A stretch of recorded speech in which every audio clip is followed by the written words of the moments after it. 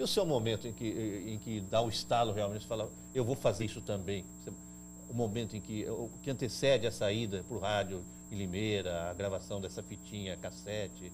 Marcos, então, eu acho que Deus age de forma tão sábia na vida da gente, porque na época eu acompanhava muito o Luiz Lauro, né, em Campinas, mas Deus quis que eu começasse por um outro caminho. Então, o Luiz Lauro já era famoso em Campinas, ele já tinha sido o vereador mais votado, era muito famoso, e talvez os donos de rádio, por a gente ser irmão, achava que não ia, talvez um irmão da mesma família também, fazer programa, né?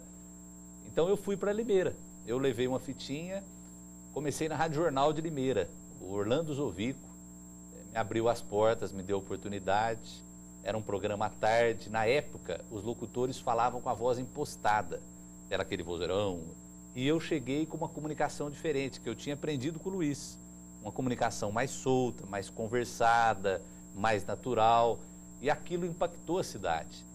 E junto com aquilo também eu criei um show que chamava Alegria dos Bairros. E aos domingos eu ia nos bairros divulgar o meu programa de rádio.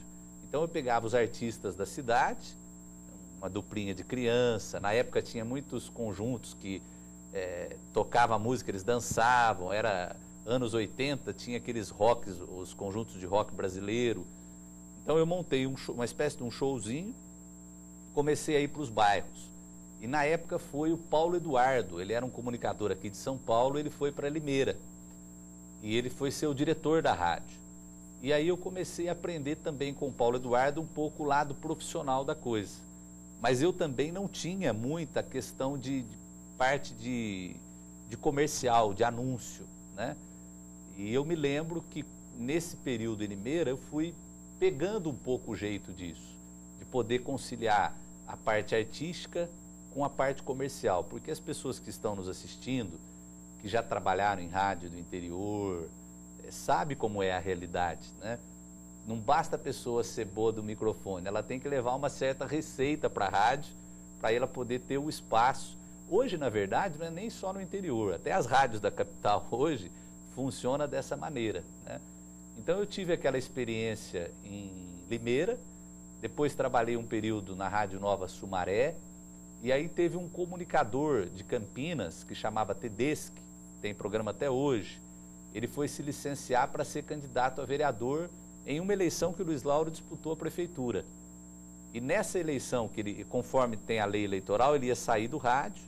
Aí esse nosso outro irmão, o Caíto, foi conversar com o diretor da rádio e falou, olha, eu tenho um irmão que faz rádio, já tem uma certa experiência, você podia dar uma oportunidade para ele. Aí eu fui substituindo esse comunicador. E aí eu comecei a minha carreira em Campinas, na Rádio Central de Campinas, uma rádio que, por sinal, hoje eu voltei a fazer algumas participações, não como eu fazia antes o programa, mas eu tenho algumas participações diárias num programa que tem pela manhã na Rádio Central. E da Rádio Central eu fui contratado pela Rede Bandeirantes.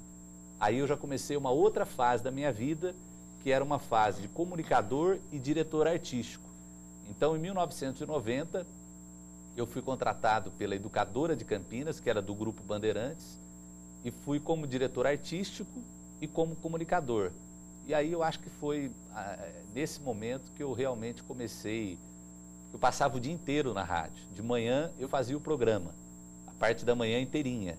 E depois eu, durante todo o dia... Quantas horas durava o programa? Meu programa, o inicial, ele tinha 3h30. Começava às 8 da manhã e ia até às 11h30 da manhã. Nesse período, quem vinha logo após o meu programa, tinha um pequeno programa policial de meia hora, e depois a parte da tarde, quem fazia era esse outro irmão nosso, que é o Tadeu Marcos, ele fazia o programa na parte da tarde, que era um programa de cerca de 3 horas, 3h30. Então, a família praticamente ficava quase que o dia todo no ar. 8 horas no ar, 7 horas no ar, ao vivo. É verdade. Na verdade, isso que a gente está resvalando aqui, falando, é uma coisa importante, mas a gente pode aprofundar. O profissional no rádio do interior, hoje, isso há casos no rádio das grandes capitais também, mas sobretudo no rádio do interior, e sempre houve a necessidade de um profissional também trazer a publicidade, buscar a publicidade. Isso, na verdade, embora, por um lado,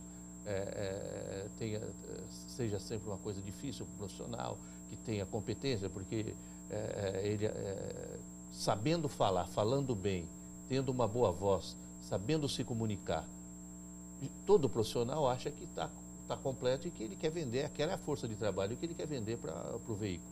No entanto, ele tem que ser bom também como contato publicitário na relação com patrocinadores e clientes, para trazer a outra parte que vai abrir as portas do veículo.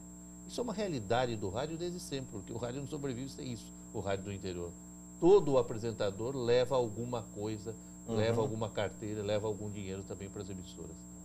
É uma realidade, né? Você sabe, Marcos, que eu hoje, fazendo uma avaliação já mais amadurecido, vou chegando na casa dos 60, às vezes eu faço uma retrospectiva nas minhas madrugadas e a minha esposa Yarinha, às vezes eu falo que eu sempre fui muito teimoso.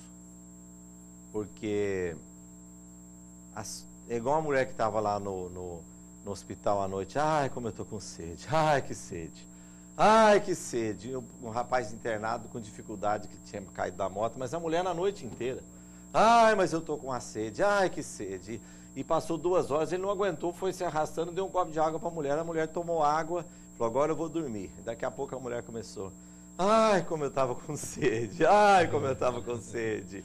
Então, quando eu recordo alguma coisa, por exemplo, eu sempre lembro daqueles que acharam as coisas impossíveis. Quando aqueles 4 meninos foram mostrar o primeiro disco para a gravadora Decca, o diretor da gravadora falou, vocês são muito barulhentos, vocês não têm capacidade. Eram os Beatles, né?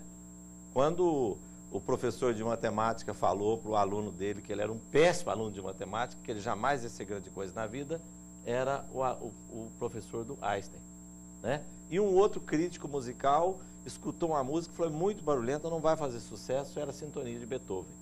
E tem uma história também que o pai não queria nem ouvir as músicas do filho, ouvia o filho no quarto ao lado batucando letras, né? Não levou o filho para a própria gravadora, o filho estourou com o Barão Vermelho, que era o Cazuza. Não, o pai do Cazuza, diretor de gravadora. Eu queria frisar essa parte, que você que está me vendo, não desista dos seus sonhos. Porque eu nunca tive um dia de registro na carteira profissional, eu nunca fui assalariado, nenhuma rádio. Mas eu falo isso, não é como uma maneira assim de dizer, puxa vida... Não, porque eu sou mais do que vencedor. Porque eu colocava uma meta, eu vou fazer rádio. São Paulo, eu esperei 40 anos para fazer rádio.